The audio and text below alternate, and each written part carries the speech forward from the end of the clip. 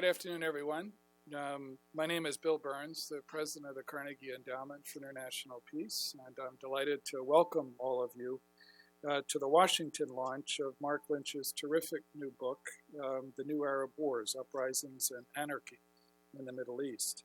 I've long admired Mark and his work, and he's provided, I think, in his latest book, a vivid reminder of why so many people have admired his regional expertise, clear thinking, and an ability to connect the dots across very complicated Arab societies.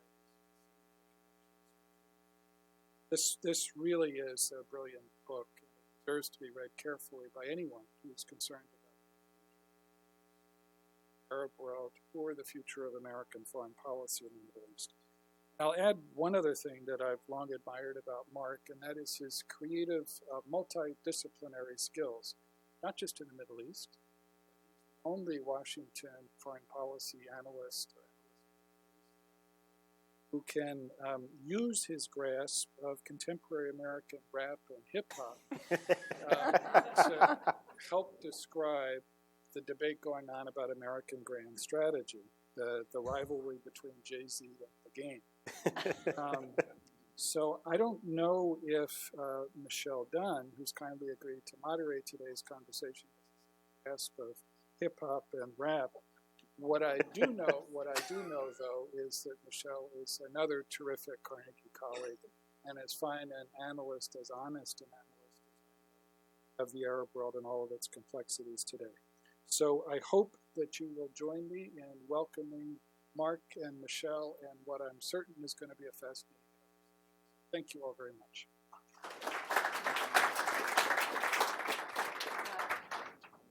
Thank you, Bill, for that kind introduction. And I think, Mark, what I propose to do here is that you and I have a little bit of a conversation about your book. I enjoyed reading it very much, and there's some points I want to engage you on. And then we'll open it up to a broader conversation with all these people who are very interested in what you've written. Do I have to give my answers in freestyle rhymes? Not for my sake. Okay, so look, to start with a broad question. You know, your book is about the changes that have been taking place since the Arab uprisings. In fact, you interestingly refer to it as the Arab uprising, and you make a real argument about the connections and sort of, in a way, the coherence and cohesiveness of the things that happened in the different Arab countries over the last 5 years. But, you know, it's become common now to speak of the Arab uprisings as over and done, and to say that the United States has no alternative but to work with the autocratic regimes in the region. And in fact, it's also become common, I think, for people to look at even the degree of support that President Obama gave to the uprisings back when they happened in 2011, 2012, and to say, well, that was a mistake. You put forth quite a different argument in the book, and please just tell us a little bit about that, about how you see it.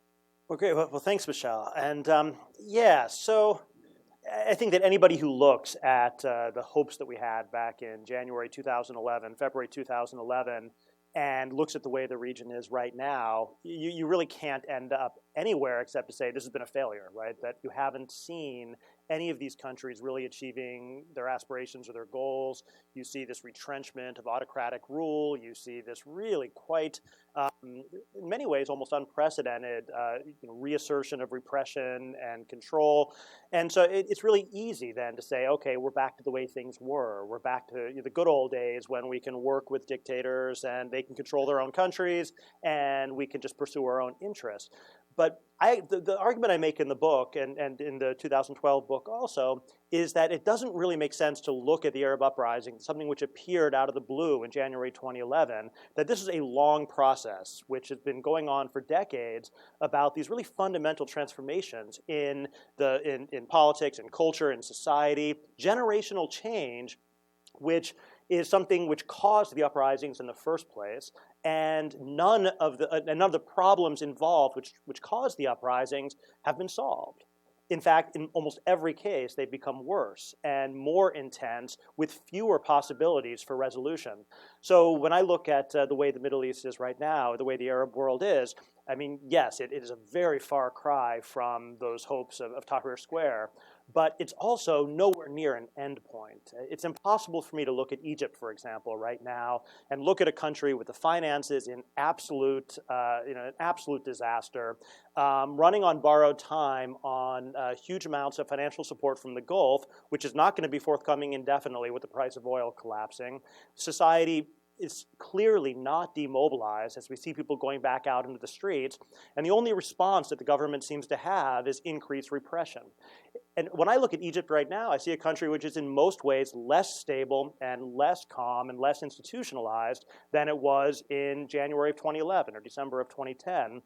Except that now you don't even have the idea that you could go towards elections, you can go towards democracy as a way of containing and channeling those societal disagreements. So I see Egypt right now as a good example of why the uprisings, seen as a long-term process, have really, we're at a midway point, nowhere close to an end. And so the policy, with the idea of going back and working with these regimes, it's very tempting, but it's also likely to be a big mistake and a big disaster, precisely because these regimes that we want to bank on are manifestly unable to control or to deliver the kind of stability that's promised. And so, I mean, I believe that is what the policy is going to be. And right now, I think that actually is what the policy is to just work with these regimes as they are on the gamble that they can deliver stability. But I see very little evidence that that's the case.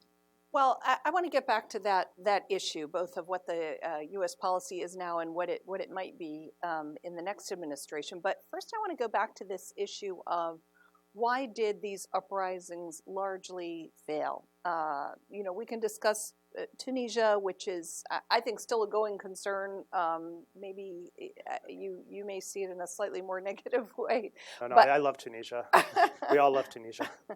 But your explanation for why the uprisings failed, I found in the book is a little bit different from what I hear from most other people, right?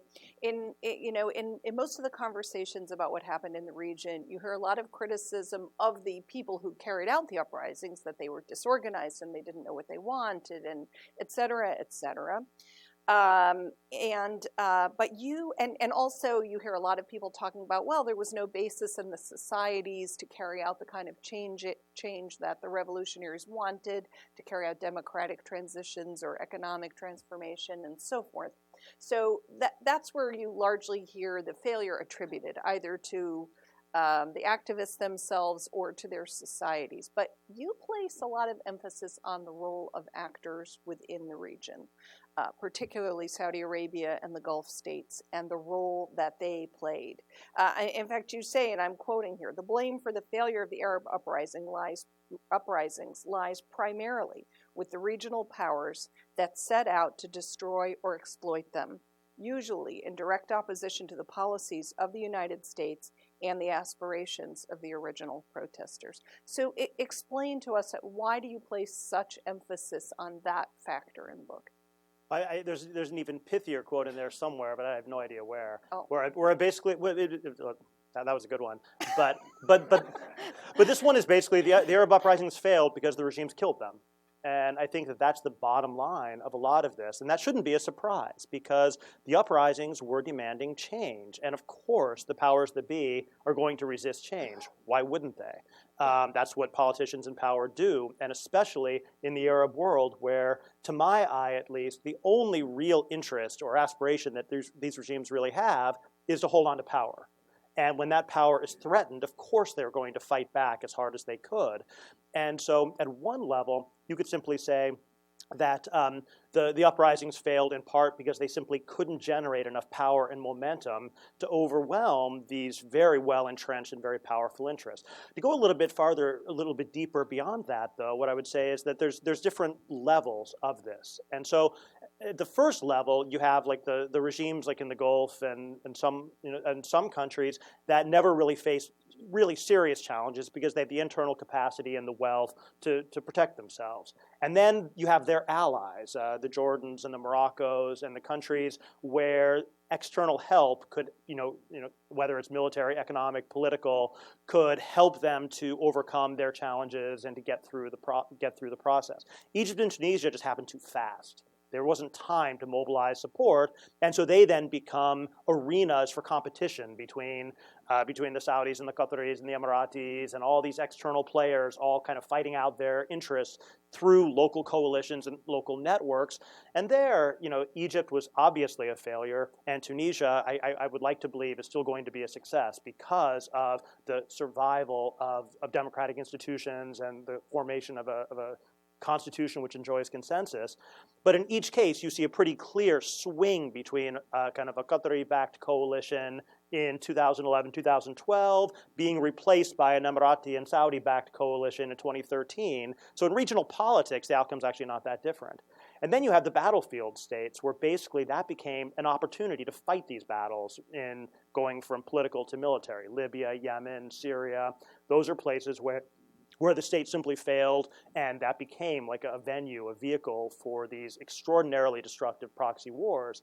And so one of the things that I try and do in the book is, and I don't want it to be read as simply saying it's all the fault of the external meddlers. I think what they did was they served as intensifiers, as accelerants, helping their friends and hurting their enemies. They didn't create things out of whole cloth. I think that they worked with their local networks, and in some cases, those networks were stronger than in other areas. So I certainly wouldn't want to say that you ignore local politics or ignore the domestic, but I also don't think that you can explain the domestic outcomes without this broader regional tapestry.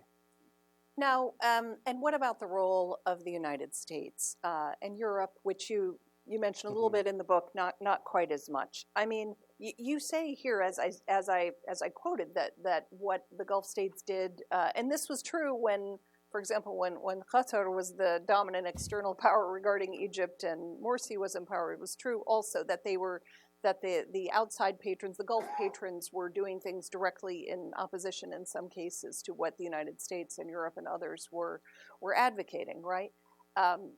Was there something the United States could have done about this? I mean, you say that the Obama administration tried in vain to prevent this sort of proxy warfare, and in some places it's more political competition. In some places, obviously, it becomes out-and-out proxy warfare, but that they weren't able to do so.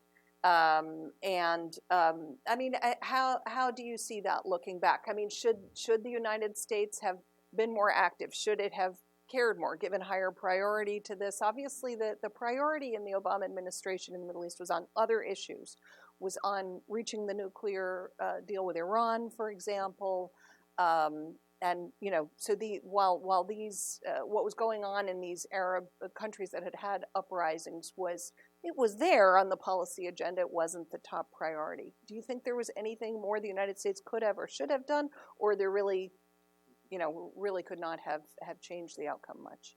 It's a great question, and back before I joined Carnegie and William Burns hired me, I used to interview him about these things, and I felt great sympathy for what he was trying to accomplish, trying to deal with these competing regional interests and trying to align them on these shared goals. And I feel like I learned an awful lot about the frustrations of trying to do so, because ultimately I think that when it came to the Arab uprisings, it's not just that we couldn't coordinate with our allies, it's that we had very different interests from our allies. We were trying to accomplish different things. So I think that, at least my view from the outside, is that the Obama administration was quite sincere and quite invested in trying to bring about a transition to democracy in Egypt, in trying to establish institutions of a functional democracy with a peaceful rotation of power, rule of law, and full participation in the process.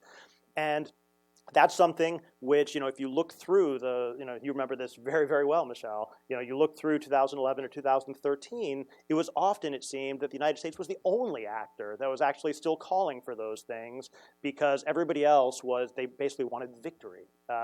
Whether it's the President Morsi just wanting support, or whether his enemies just wanting support, but the idea of institutional democracy for its own sake, regardless of the winner, was not something which there seemed to be much other support for.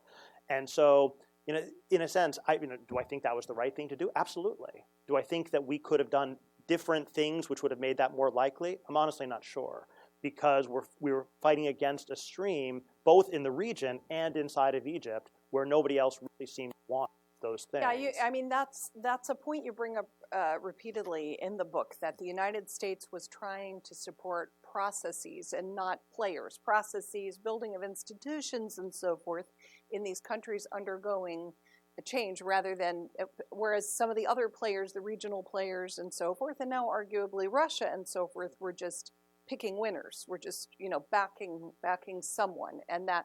But it it seems the United States did not come out ahead in this. And that's something I think somehow to how we bear that in mind for the longer term. And it's tough. And I think that was the right policy, Yeah. even though it failed. But I remember our conversations back, Michelle, our conversations back in that period. And I think that the competing perspective there was not so much about picking winners, but about being more outspoken or more vocal in support of human rights and democracy, versus focusing so much on elections and institutions. I think that's a viable and valid debate going forward. And I think that's something which is very much unresolved. So, for example, one of the issues that I think I've rethought a bit was, I was very much in favor at the time of pushing towards elections on the premise that the endless deferral of elections would simply be a vehicle for letting the military stay in power. In Egypt. We're speaking of Egypt here. In Yeah. Egypt. Whereas some of my friends in the opposition leadership said, no, we have to get a constitution first. We have to. And in retrospect, they might have been right, in the sense that it's very difficult to compete in elections when you don't know the rules, when you don't know what powers the presidency is going to enjoy, when you don't know when they're dissolving the parliament shortly before the election, and you don't know what the balance of institutional power is going to be. So in retrospect, it might have made sense to go for the Constitution first, but even then, I worry that would have simply then seen the exact same polarization and the exact same endless deferral of democracy. These are tough issues. It's not like there's an obvious, easy answer which we somehow failed to find. These were enormously complex issues. It's true. It is tough. Although I think, in Tunisia, where they had a more prolonged transition, and they sort of had a roundtable process where they argued out the shape of the transition itself, things did go a lot better. Although we know lots of other factors. Look, can I just add, though, that's Egypt. And I would say that when you get outside of those transitional countries, I would actually shift the balance of blame a bit more, looking at like the Syrias or the Yemens or the Libyas, especially Libya and Syria, where I think that the regional competition for influence with particular groups within society, in the absence of a real state, I think that was enormously destructive. And I think that, again, my understanding, at least, of American policy was to try and get all of our so-called allies on the same page, and proving unable to do so repeatedly. And again, to me, that sounds to me not like a failure of U.S. policy in the sense of either not understanding or not attempting to do it, but running headlong into this fundamentally divergent set of preferences. And that's where I think that's going to be, I think, one of the deepest legacies of this entire period, is whether this was simply a momentary aberration, and then we go back to some kind of regional order where the United States is aligned with its allies, or if this signals something deeper and more profound, where we now live in a Middle East where the U.S. doesn't actually have any allies, in the sense of allies sharing their strategic vision, priorities, and preferences. I tend to incline to the latter camp. I think this is much more profound. Most people I talk to, most elites I talk to in the region, think it's the former. Once Obama's gone, we'll go back to normal and everything will be okay again. I think that's their gamble, and I think they're wrong. I think it's actually much more profound and deeper than that, in terms of this disconnect between the conception of how regional capitals in Washington understand what what is the ideal regional order, what are our interests, and how do we best achieve those interests? Well, now you've opened up the difficult subjects of Libya and Syria, and there's a lot in the book about that. You mentioned in the book that you were a supporter of the intervention in Libya, and that you've sort of rethought that afterwards, and that you've argued against U.S. intervention in Syria. So I want you to talk about both of those a little bit. So obviously there was an external direct and Western intervention in Libya in which the United States was involved, NATO intervention, and there clearly has been some intervention in Syria, but not of the same type at all, and a lot of discussion about what would have worked out. I've sometimes, so if you look at the two, Libya is clearly in a very difficult and bad situation, but not nearly as disastrous as Syria, and I think, and probably still more reparable than Syria. And clearly, while there's plenty of human suffering in Libya, not on the scale of Syria. I've sometimes wondered, for example, if there hadn't been a NATO intervention in Libya, if Libya would have turned out like Syria. And I wondered if there had been an intervention in Syria, if Syria wouldn't look now more like Libya. In other words, not in a great condition, but not as bad as it is. Tell me how you look at these two Well, things. and this is, of course, the problem, is that whenever you're doing this, you're always dealing with counterfactuals. And then when you get into counterfactuals, then all kinds of assumptions come into play. Well, let me talk about Libya, then we can talk about Syria. So with Libya, I mean, so my rethinking of Libya, and I actually opened the book with this, not with Syria. The book starts with like 5 or 6 pages on Libya. And my take on Libya, I mean, I was a strong supporter of the intervention for multiple reasons, because of the clear and imminent nature of the threat, of what seemed to be a strong international consensus, but also because, and I wrote this at the time back in March, April 2011, that this was happening in the heart of the Arab Spring, and it was extraordinarily interconnected with everything else. And to me, the demonstration effect of allowing Gaddafi to slaughter the rebels in full view of the international community and the full view of the cameras would have not only been a human tragedy for Libya, but would have basically then been a green light for every other leader in the Arab world to do the same to their own people, fully secure that they would face no repercussions for doing so.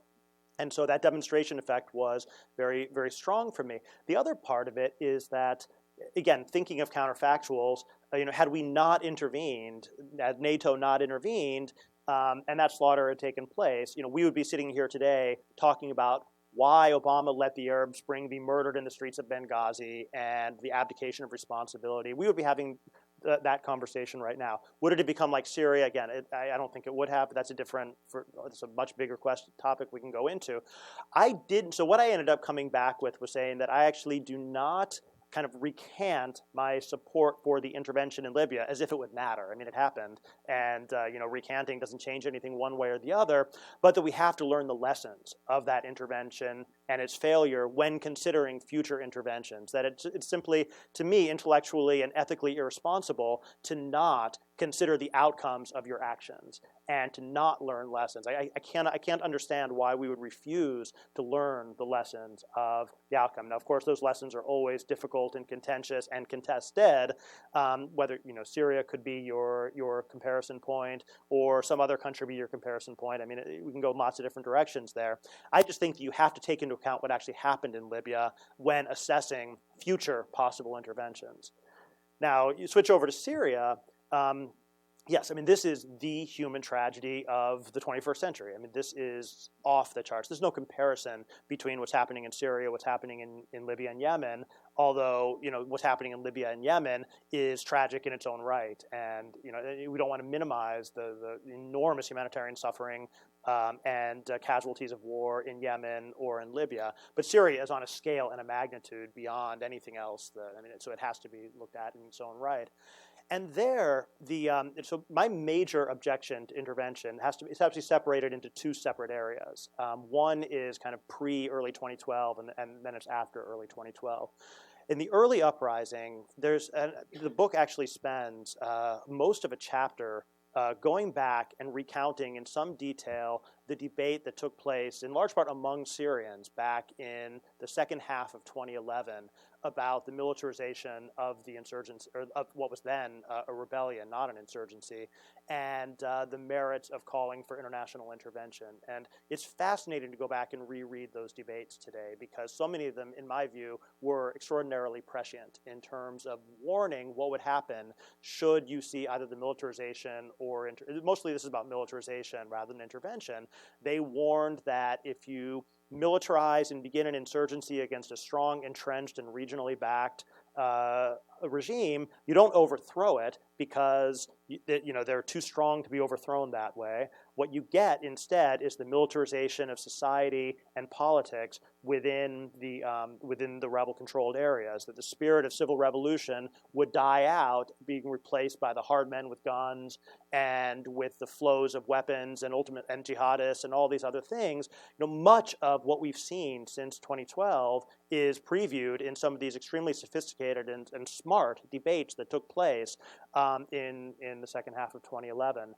In my view, once you began to see this push towards insurgency in early 2012, the die was largely cast. At that point, what has happened since was largely built into that decision to go to war, and I don't think that anything the U.S. did would have made any really significant difference. And here I would go through, and I'm sure we'll get questions from the audience we can go through in detail, but I think that all of the proposals that were put on the table would have gotten the United States more deeply involved, but would not have resolved the war. What they would have done would have been to escalate the counter-interventions by Russia and by Iran, and just more rapidly ratchet it up to a level of destruction with U.S. direct involvement. And here, whether it's no-fly zones, whether it's safe areas, whether it's any of the kind of those limited forms of intervention. And if you go back and you read the proposals carefully of what was being suggested, the architects of those proposals didn't think they would end the wars.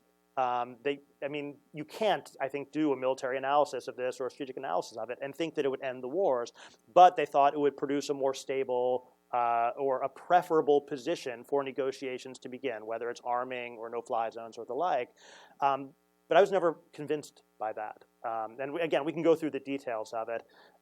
Mostly what I saw was a strategic stalemate that was more or less locked in by the point that the insurgency began, where every move by one side, every advance by one side would be met by a counter-reaction from the other side. If the rebels are moving towards Damascus, Hezbollah intervenes to protect them. If the rebels look like they're about to lose, massive new floods of anti-tank weapons and guns start appearing, and then they regain their control, and they start advancing, and then Iran steps in. And this just steady cycle is pretty much the definition of a strategic stalemate. The only hope that I ever saw for ending this, once it got to that point, was to have some form of international accord where U.S. and Russia each get their allies on side, and you begin to then de-escalate from the top down, which is largely how I interpret the cessation of hostilities and the current round of diplomacy. Whether it'll work or not, I don't know. I think it might be too late for anything to work in Syria. The social science tells us that civil wars like this typically last about 10 years. I suspect this being a particularly bad one is probably going to be on the far end of that rather than on the near end of that. I don't think it's anywhere near resolution yet. But what I've never seen, and believe me, I think I've looked at all of the proposals that have been out there. I've never seen one that struck me as likely to lead, even remotely likely to lead, to a resolution of the war, reduction of deaths, or the like. And this is what makes it a true tragedy, in my sense. Is I think there was an opportunity to preempt that. And I think that if you wanted to put an exact date on it, I think in the book I say Kofi Annan's mission was probably the last best chance. I actually think that it might have been earlier than that, when the Qatari-backed UN resolution failed in the Security Council. That might have been the point, but certainly when Annan's mission failed, I feel like unfortunately the die was largely cast.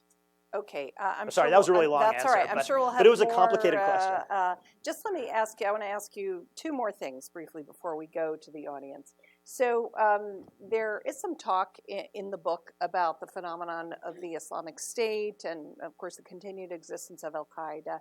And you make an argument in the book that the campaign against the Muslim Brotherhood that sort of started with the coup in Egypt, but then was, very much carried out in the Gulf and elsewhere, has really helped the rise of the Islamic State. And I don't think that's a connection that a lot of people here make. If anything, they see the Muslim Brotherhood as being, part of an Islamist spectrum that includes Daesh and Al-Qaeda and so forth. But you're sort of making the opposite argument. So I'm not saying kind of a straight line that says, the Egyptian coup leads to Daesh. That would be silly because, there's lots of other, Iraq. And, there's legacies of Iraq. There's the war in Syria. All those things are important. My argument about the Muslim Brotherhood, though, is that you've always had. I mean, always. In the time period we're talking about, you have a spectrum of Islamist groups, as you're describing, and they're competing with each other for support, for institutional power, for popularity, for ideological. Kind of ideological credibility, that sort of thing. And the Muslim Brotherhood, for all of its flaws, was very clearly one of the forces opposing Al-Qaeda. Then Daesh came too late for that. But, if you go back and you review a decade's worth of competition between Al-Qaeda and the Muslim Brotherhood, you can see that. It's ideological and narrative, the word everyone in Washington loves so much, right? But it's very real, are you going to be a part of society and change it slowly from within and participate in elections and have social services? Or are you going to be a movement outside of society you see as fundamentally unacceptable, which you're going to change from above through force? I mean, very different ways of understanding the relationship between the organization and society. And the Muslim Brotherhood was powerful in that sense. They were in a position to control significant parts of the Islamist street. They had a commanding position within institutions, within mosques, within a whole set of areas with which they were in a position to control their own people, to keep the Al-Qaeda types out of their areas, and to make a pitch to the kind of the undecided Islamist-leaning people that they had the better alternative, the better path.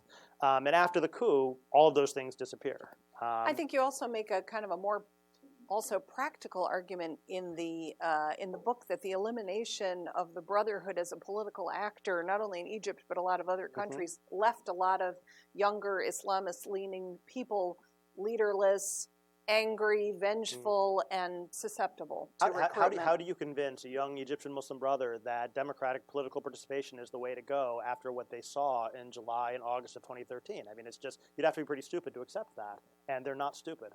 And so what that does is that creates this pool of people who are now available for recruitment. And, in some ways, the surprising thing might be how few of them actually have gone in that direction, but I don't think that can be taken for granted in the over the long durée. You eliminate the middle, and it's going to be it's going to open up room for competitors. All right, one last point. Can I just do one last point on this, though, is that they cracked down on Egypt, but she mentioned the regional part of it. It's extremely important, but as you know, these alliances are diverse, right? And so at the same time that Saudi Arabia is supporting a crackdown in Egypt, they're still working with Yemeni Muslim Brotherhood via Al-Islah. The Syrian Muslim Brotherhood is an active part of the Syrian opposition coalition. This is not it's not an all or nothing type thing as it's often made out to be. Regarding U.S. policy, now in the book you're largely quite supportive of President Obama's Middle East policy, but I did think I was able to infer a little bit of criticism regarding maybe what I would describe as a kind of giving up, on the Arab uprisings of just sort of returning to, well, let's just work with the regimes and so forth. And you point to the danger of this kind of policy for the next administration. So, what are you proposing as an alternative? On that, I mean, I would have recommended a much stronger stance on Egypt after the coup. I mean, I think that to me it was obvious that when you have a military coup, you should invoke the relevant law and call it a coup and suspend military aid as you're legally required to do. I mean, to me, that was a no-brainer. I don't know why that wasn't done. Well, I do know why, but I think that's something which should have been done differently. And in terms of then this general alignment and accord with these regimes, I think this is clearly triage. In other words, there's some things that really, really matter. Daesh really matters. And the Iran deal really matters. And the prospects of forcing through democratic change in the Middle East have now plummeted to less than zero. So you cut your losses and you try and accomplish what you can with the resources that you have. I understand that completely, and it makes sense on its own terms. So yes, there's criticism, but there's also an understanding of the limits within which they operate. But I do think that when you get to trying to figure out a grand strategy, you're basically, this is the tension you're always going to face, is that you make these temporary deals with regimes that your analysis suggests are likely to be unstable over the long term and which do not seem to share your interests and values. It's a way, it seems to me, of achieving short-term gains at the expense of getting trapped in long-term commitments that don't necessarily serve your interests. And that's where, whether it's Obama, whether it's it's his successor, whoever she may be. I think that there's going to be a reckoning with this sooner rather than later, because I don't think it's stable. We want it to be stable. We want many things. I want an army of flying pink unicorns. I don't have one, and so if I make a strategy based on this brigade of unicorns, it's not going to be a good strategy. And so I think that there's going to be this incredible temptation to double down on these regimes because that's what we have to work with, and then we'll see them kind of collapsing beneath our feet. And I think the argument that you made in the book is not that it's just the short term versus the long term. I mean, you argue sort of that in real time there are not as many shared interests, and that some of our partners are actively undermining. I live in the world of Twitter where long term, basically short term is tonight, and long term is next week, right? Okay. I'm not saying next week, but what I'm saying though is that every indicator that I would want to look for political instability is getting more intense and more active. The collapsing price of oil, the failed regional wars, and then you go country by country.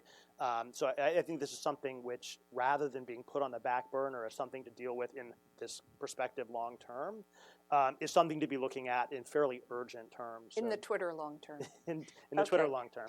Let's open it to questions from the audience. Please wait for the microphone to come to you. And please give us your name and affiliation. And Thank you very much. Michael Kurtzig, retired from the Department of Agriculture. You talked about a lot of politics. You didn't say much about economics, except the shambles. The Egyptian economy is in shambles, no question about that. Is there any hope for these countries as far as jobs are concerned? When in Egypt you have 55% of the educated women are unemployed, 40% of the men are unemployed. There are no jobs in these. Are these countries mostly on a global welfare system now, on a public dole being given by us or by the Saudis, by others? But is there any hope in this category? Okay, Thank you. We'll take a few questions at a time. Okay, thank you. My name is Rasha Ilas, and I'm the Washington correspondent for the Arab Weekly. I was among the few members of international media who actually covered Syria from inside the country because I'm a dual citizen and I was able to go in. And one thing that always struck me over there is, I constantly ask people, both in regime and rebel-controlled areas, what's your vision for Syria? What's the future? Who are you as a citizen of a modern nation state? What do you want in the Constitution? What's your definition of secularism, the separation of mosque and state, if any? And it seems no one has an answer on that. I mean, no one can even agree what the definition of secularism is. So that's my question to you. How to overcome that. You ask a French person what it means to be French, and they have a, La République and secularism and all that. And you ask an American teenager, and they have an idea. But you ask an Arab these days, and they don't. A young Arab, they don't really have much of an idea. Okay, we'll take one more question. Do we have a? Oh, okay, we've stunned the room. Go ahead. All right, well, I'll try and deal with these two very different questions. Unfortunately, on the first one about economics, there's a reason I don't talk about it much, which is that I'm not an economist, and anything I say will largely be secondhand. Fortunately, Carnegie employs a lot of really good economists, and so they could answer better. I will say, though, that the one thing which is obviously people are paying attention to, and they should be paying attention to, is the implications of a long-term low oil prices, because I mean that's something which really cuts to the core of the balance of power in the region and in the regime survival strategies of much of the region. And I think that most, like the Gulf countries, they can survive a few years of low oil prices, the vast reserves, and they can figure out ways to get through on the lending markets and that sort of thing. But if this turns into a 10, 20-year reality, then it's something very, very different. And forms of regional intervention that now seem largely costless become costly. Forms of subventions to your own citizenry as a way of basically purchasing social stability and survival suddenly become not viable. And if you look at the numbers in a place like Saudi Arabia right now, I mean, there's a reason why Mohammed bin Salman is so urgent about these reforms, because the numbers just don't look good. And so there, I think that the economics is a very big part of why I don't see the uprisings as being anywhere close to over. But do note, though, that says nothing about a new round of uprisings demanding democracy or anything like that. There's all kinds of forms of popular mobilization based on economic deprivation and deep and profound resentment of seemingly corrupt and out of touch elites that call for things that are nothing like democracy. So I think that's an important thing to keep in mind. On the question of visions of Syria, I mean, I think that, again, so if you were traveling there in 2011, I found the Syrians that I talked to back then to be full of ideas and just bubbling with ideas for the building of a new type of citizenship and national unity based on democratic participation and getting rid of the legacies of the past. I think the last few years has been survival and just dealing with the consequences of a ferocious and violent war. And I think it's I know people who are involved with NGOs. USIP had a big project on the Day After project. And there's a lot of people who are out there trying to promote exactly the kinds of ideas that you're talking about. But I think, frankly, it's a lot to ask of anybody to come up with a positive vision for their future at a time when they're trying to keep their families from being slaughtered. And one of the big things there is the magnitude of the refugee and displacement problem, where millions of people outside of their homes, outside of the country, many more millions displaced from their homes within Syria. The last estimate I saw said that over half the population of the country is now displaced in one form or another. And again, it's very difficult to imagine like a civil conversation about the future identity of a country or of a nation when you're facing that level of displacement and the like. At the same time, I think this is hugely important, what you're describing. And I think that, again, this is one of the long-term ramifications that we're going to be grappling with. Syrians are going to be grappling with. The region's going to be grappling with. Everyone's going to be grappling with for decades to come.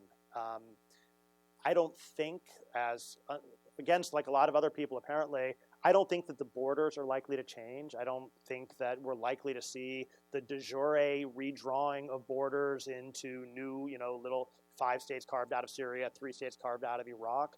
But I think de facto, I think a lot of those kind of partitions on the ground have already taken place, and the sorting of populations through horrible ethnic cleansing and sectarian cleansing has already taken place. And I think we're probably going to see a fair amount of kind of what would in Arab political tradition be quite radical decentralization and strong federal or kind of local level type of control within relatively weak central government to try and accommodate those enormous differences that you now see. Because how could you possibly envision a unified Syrian national narrative right now, given all that's happened and given the enormous distance between regime supporters and regime opponents? It's a great question, but there is no good answer. There's a question in the back of the room there. Thanks, Mark. Hi, Matt. You spent a lot of time this afternoon talking about enduring instability risks that are still present in the region, in Egypt and in a lot of the U.S. partner states.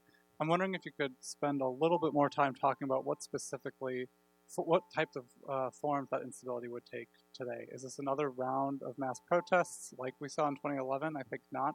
But then what other forms of instability are you really worried about when you talk about those enduring risks?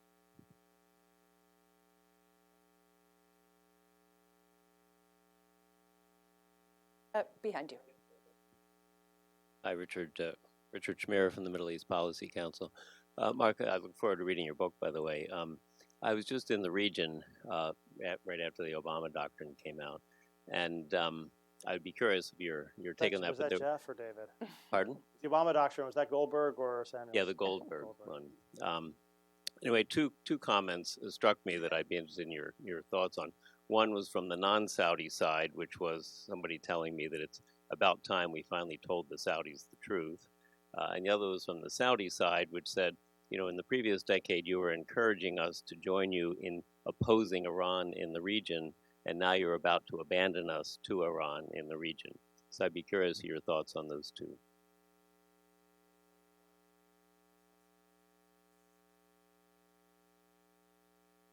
Anna Mary Ports, currently with the Counter-ISIL Coalition. I want to also follow up with the Saudi aspect.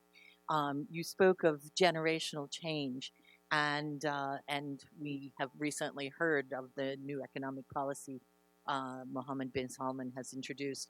And I would like to hear your thoughts on changes within those, let's say, autocratic allies. And corollary to that, there's been a lot said about the damage to U.S. leadership, the role of U.S. leadership.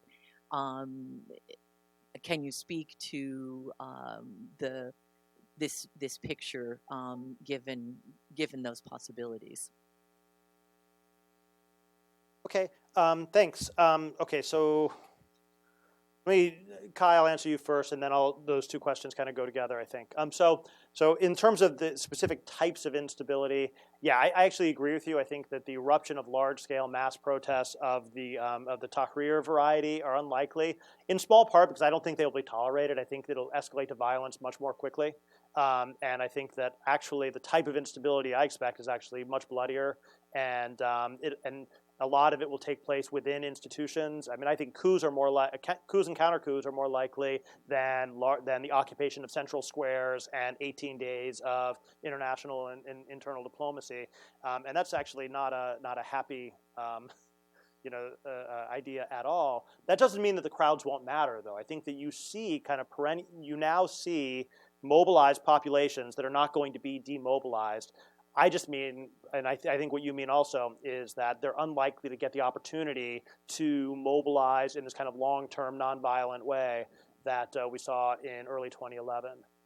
So yeah, I mean, but instability takes lots of different forms, and the ones to watch right now are violence, intra and inter-institutional conflicts. For example, between Mukhabarat and the military, that sort of thing. And then finally, intra-elite conflicts, which are really easy to see in a lot of these countries right now. In terms of the Saudi relationship and U.S. leadership and credibility and all those things, at one level, I mean, what you said, Richard, is I think you hear that all the time, of course, is this idea that the U.S. has abandoned, that the U.S. has basically, that it's not that they've gone their separate way, it's that we have, and we've stopped doing the things that we do. And there's a coherent narrative there. And I actually think that it's not even the Iran deal so much as, I wrote this in the Washington Post a while back, that it was Mubarak was where this really gets started, that you'll abandon us when you don't need us anymore, and that this then translates into everything which follows. The Iran deal is about abandoning us. The not intervening in Syria is about abandoning us. I will say that I know you've been working over there for a very long time, and you probably remember that the Gulf expressing their fears of us abandoning them back in the late 2000s and in the mid-2000s and the early 2000s and in the late 90s and in the mid-90s. I think that this fear of abandonment and related this loss of credibility and leadership is just an integral part of all alliance politics. I mean, this is just how allies interact with each other. It's a bargaining game. And saying that I feel that you are going to abandon me is another way of saying, give me things. And my response to that can be, sure, here are things, now I'm your leader again. Or they can be, we'll give you things, but we also want things from you in exchange. And I think that what you've seen from Obama has been more of that latter part of saying, yes, we're going to increase arms sales to the Gulf and to Israel to historically unprecedented levels, but we also want you to support our policies. And that, I think, is what's being described as abandonment. And again, that's my cynical take on it. But I'm older. I've been around longer than you, Richard. So, I've earned my cynicism. No, I'm just kidding. And then on the generational changes and Mohammed bin Salman's reforms and all that stuff. I mean, to me, this is I don't have a read on this yet. I mean, what he's describing seems to me wildly unrealistic and almost certain to fail. I mean, it's just, you look at these plans and it seems incomprehensible that they could possibly succeed. The numbers don't add up. There's enormous societal resistance and all those things. And yet, it's quite interesting to finally see someone actually trying to shake up what was a deeply entrenched and problematic system. And so whether that should be supported or not, I think is very much an open question. I mean, if there's actually a move towards fundamental reform, it's interesting to watch at least. But in terms of generational change, I mean, one of the things that I don't know about this audience, raise your hand, I guess, but I've been doing a lot of public speaking at universities, especially over the last 4 or 5 years. And in almost every audience that I would speak to, there would be at least one, and often more than one, Saudi student here on one of the King Abdullah fellowships or the other kinds of fellowships. And just unbelievably talented, smart people who are getting advanced degrees in all fields. And, significant portion of them plan to stay in the United States or stay in Europe, stay in the West. Substantial portion of them are going to go home. And that strikes me as likely to be a strong force for change from within. I mean, these people that I've met, there's huge numbers of them, and just so incredibly capable and smart and talented. And so I actually, you never know when exactly youth will change things, but this just strikes me as the real introduction of a real wild card in a positive way. And since we have so few positive things we can talk about today, I really want to talk about that one. Let me follow up on one aspect of that, because we haven't discussed Yemen much. What about the more assertive Saudi foreign policy and the ability to project power and the willingness, rather, to project power militarily? President Obama said he wanted allies in the region to deal with their own problems, and the Saudis and Emiratis have now done so with Yemen. Is that a net plus or a net minus for the region and also for U.S. interests in the region? The intervention in Yemen has been an unmitigated disaster. I mean, it's just been a horribly conceived, horribly executed policy, which is now a quagmire from which can't be escaped, enormous human cost, and I have absolutely nothing positive to say about the Saudi Emirati intervention in Yemen, and I think the United States should have opposed it rather. I mean, basically my read of it is the Obama administration basically said, it's clear that this really matters to you and you're going to do it anyway, so go ahead and mess it up. And it happened to coincide with the Iran agreement? For the Iran agreement, right. So there's a lot of talk in the media and in the blob about how non-intervention in Syria was supposedly a way to appease Iran.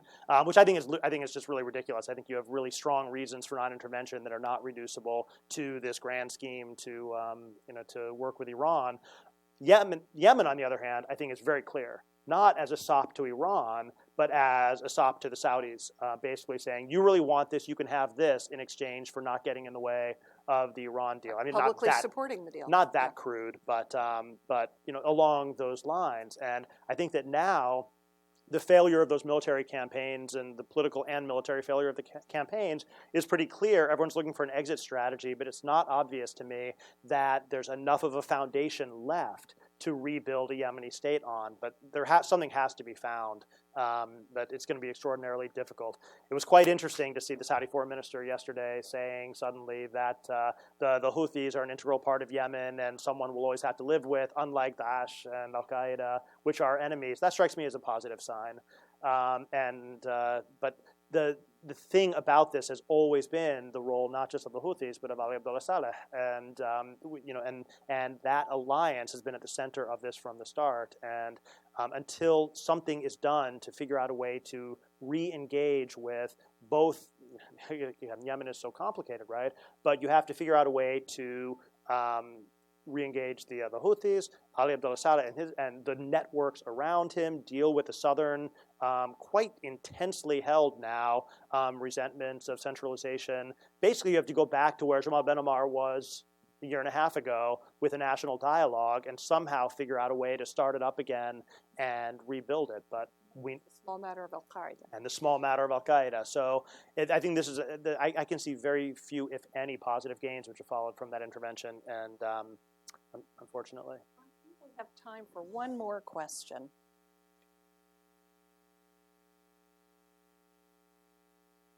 Mike Lemon, retired state.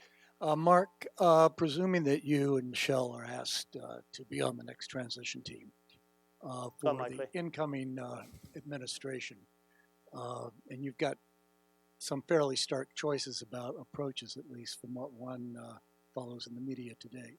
What would be the grand strategy, if that's the right term to use, that you would advocate in the approach to the Middle East? From a proactive maximalist, engage with all players all across to a more minimalist, selective tactical engagement with varying players. How would you, given what you see now and assess in the region, given what you assess in terms of the philosophical, political approaches of the primary contenders, what would you advise? And let me just build on that a little bit. It's a great final question. Thanks for that. But I mean, you also sort of suggest in the book something, Mark, that I've often thought about, which is that the partners with whom the United States is used to working in this region, as you say, don't have the answers to the problems. And we don't necessarily, as outsiders, have either the answers or the means to execute them. So what kind of a role makes sense? Well, I mean, on this, again, I tend to be, as you know, more of a minimalist on these things and trying to be extremely realistic about what can actually be accomplished through the exercise of American military or other types of force when you're pushing against the interests of people on the ground. And, trying to, so you can change the balance of power through long-term massive deployments of U.S. troops, and as soon as you leave, it'll go back to the status quo ante. And so unless you're willing to advocate for that kind of long-term, military presence on the ground, which would be a valid argument for someone to make, but most people aren't, then I think you have to scale back your ambitions to match the resources that you're willing to bring to bear on them. So with that, and in answer to your question, I mean, I think the top priorities should be, number one, lock in the Iran nuclear deal and make it clear that it's not going away, so that people can then realign, stop hedging against its possible end, and realign their strategies accordingly. Put a huge amount of diplomatic energy and attention into trying to end the three major wars, the Syria, Libya, and Yemen, diplomatically, while also trying to marshal huge amounts of international financial assistance for the rehabilitation and repatriation of refugees and rebuilding of those shattered countries. And no new military interventions. I mean, I know the new president is going to want to bomb Syria just to prove that he or she is not Obama. It's like a rite of passage for new administrations. Once that doesn't accomplish anything, then get back to the business of not getting into new wars, new military interventions, because I think you need to have, as with getting to a real democracy. They always say it's not the first election that makes democracy, it's the second election, the second peaceful rotation of power. And so in this case, one administration doing something isn't enough. It wasn't enough for Bush and his neocon policies. It's not enough for Obama and his retrenchment policies. It needs to have continuity over multiple administrations to get locked in as the new structure. And that's what I would like to see. It's be the locking in of this new reduced American presence in the region, and then the rebuilding of relationships and alliances around that. But I have to say, your last line in the book, Mark, you say America would be better served to consolidate its retrenchment from the region and invest its support not in brutal regimes, but in those Arabs seeking a more democratic future. Should have just said that. What does that mean, though? What does that mean? Who are those Arabs, and what does investing in them mean? Well, then we have to. That's the next Carnegie report, right? But no, but absolutely. I mean, I think that that's the last part. That is just the trying to support these youth. And here's where your question about economics comes in. This is where all of the things that we're working on in kind of these other Carnegie projects is trying to find ways to support the people in especially this rising generation. But none of that, in my mind, it's not contradictory with So does avoiding that mean interventions. ramping up economic, people-to-people engagement, education? I don't know, the different forms of engagement. Is that what you're talking about? That would be nice, but the problem is that there's vanishingly few places anymore where we're welcome to do those things. I mean, it's kind of hard to run people-to-people programs in Egypt when everybody you talk to gets thrown in jail or barred at the airport. So it's kind of hard. But that, I think, is where we have to kind of put our energies in the future. But I suspect that everyone will say they're going to do that and then not, based on past experience. So. Okay. Well, we are selling Mark Lynch's book outside. He is going to report directly to the table so he can sign copies for you. But first, thank you very much for being here, and join me in thanking Mark Lynch.